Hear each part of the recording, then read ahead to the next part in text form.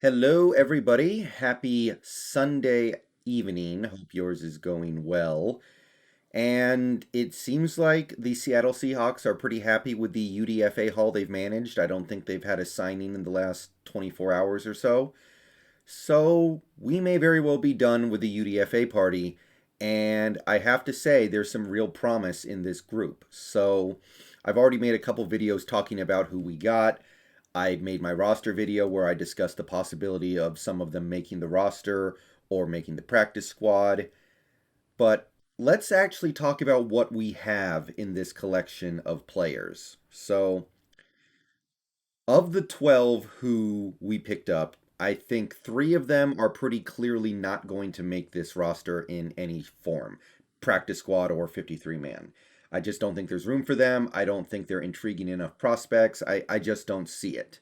I may talk about them later, but I'm going to be focusing on the nine guys who I think have a chance of making this team, be it 53 man or practice squad.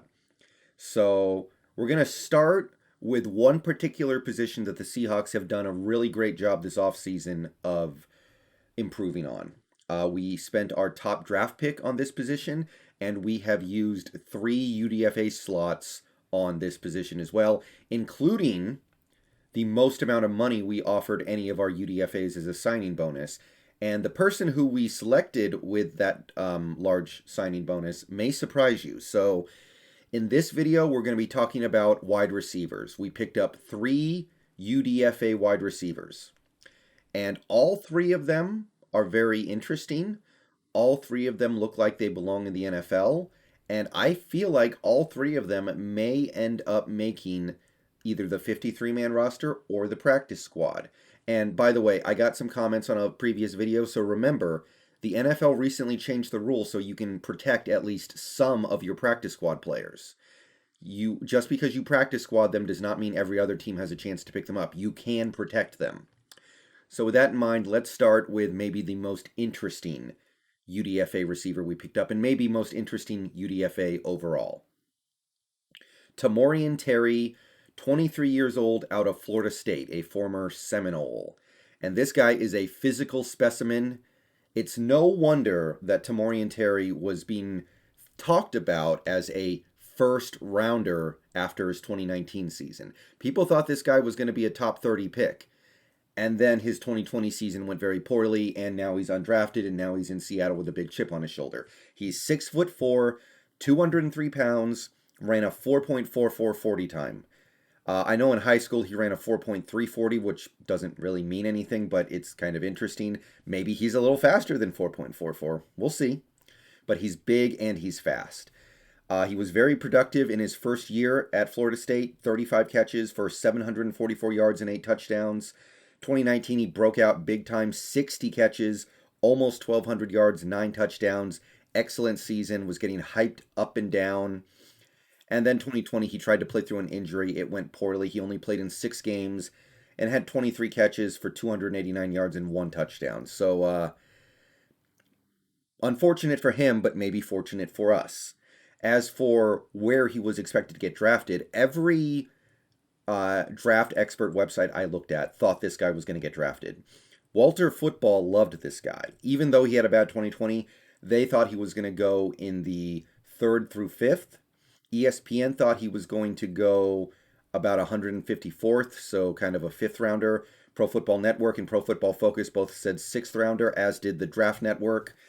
So this guy, it's very surprising he did not get drafted and potentially very beneficial for us. So what I can say about Tamorrion Terry as a player, his mix of size and speed should intimidate any opposing defensive back, just like DK Metcalf. Not as extreme, but still. He's explosive in getting behind the secondary and making deep catches, and he's also explosive in taking short passes up the field. He was somebody who was very good at yards after the catch, which we know we value here. He's also sturdy enough to come down with catches in traffic. He can take impact and hold onto the ball.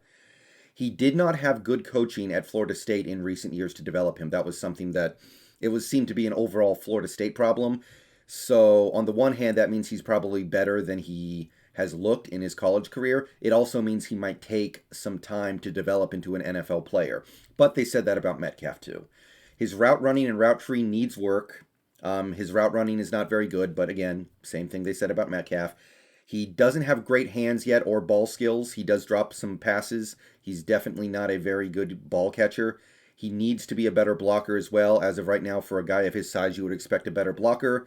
He only has one speed. He doesn't really have a second gear that he uses to blow past people, and he's not very quick off the snap. So that's my summary on Tamorrion Terry. I really like this guy. I think he has all the potential in the world. He's probably my favorite UDFA we got.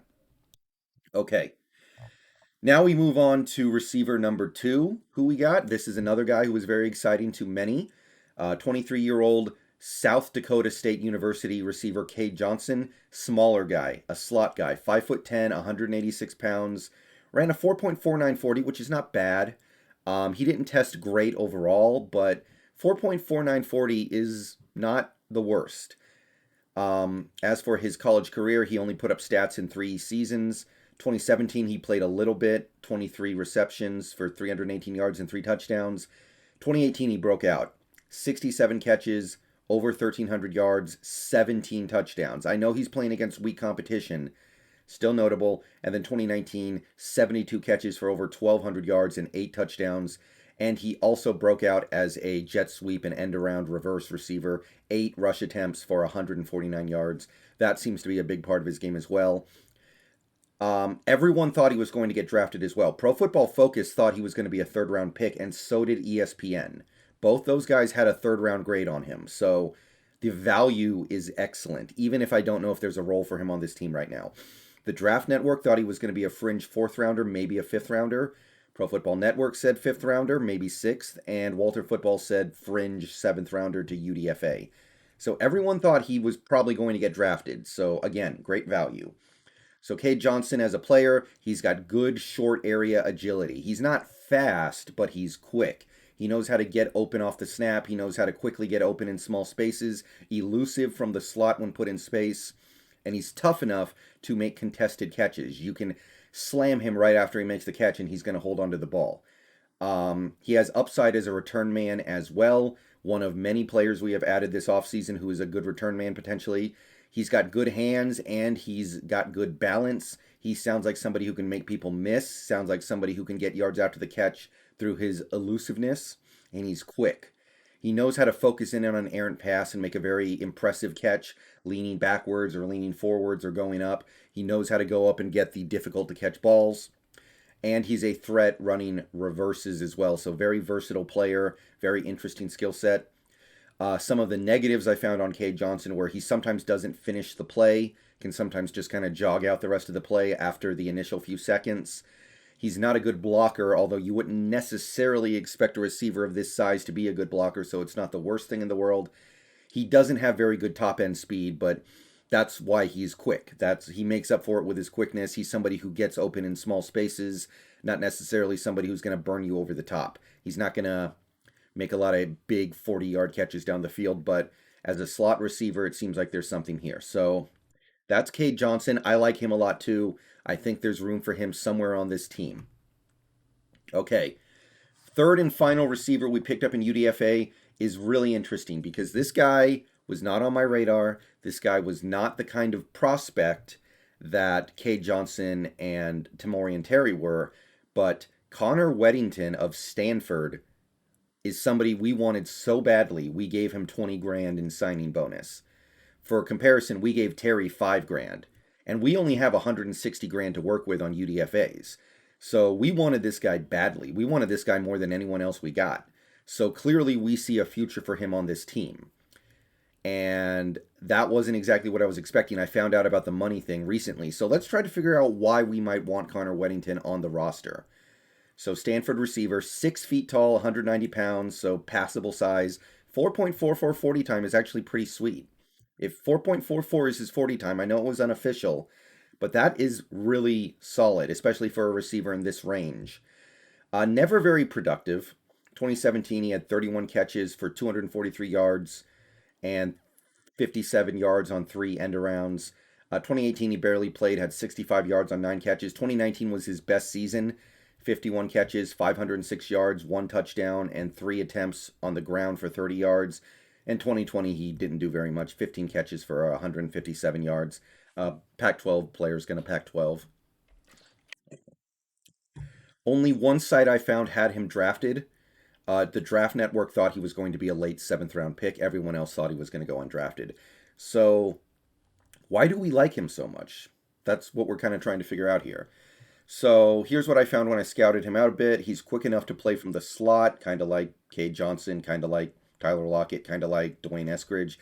So I'm not really seeing why we need another slot receiver. He can survive contact after the catch without losing the ball. He's a solid blocker, which is interesting because the other two guys we looked at were not considered to be very good blockers. So maybe we like his blocking. He's got an impressive catch radius with history of making very difficult catches. Okay, maybe we like that. He's also got great upside as a special teamer, meaning a gunner, somebody who runs down the field on kickoff and punt coverage and makes tackles. Maybe that's what we like. Maybe we see him as a replacement to Nico Thorpe. Maybe we see him as a really good special teams um, gunner. Average athletics. Some criticisms of him were average athleticism. He's not very fast. I know he had a pretty good 40 time, but he doesn't necessarily have great top end speed to burn people down the field. He doesn't create much separation at the top of his routes. So, as near as I can tell, we like Connor Wedington because we think he's going to be a great special teams gunner. Not necessarily because of anything he's going to do as a receiver or a returner, because we have those guys. So I don't know what's going on here exactly, but that would be my best take on Connor Wedington. I think he's probably just going to be a special teams gunner. And those are the three receivers we picked up in UDFA thus far. I'm going to go ahead and get out of here. Peace out. Go Hawks. Let me know what you think about these guys. Let me know who you think is going to make the team, and let me know how you think they're going to contribute. See you guys later. Peace out. Go Hawks.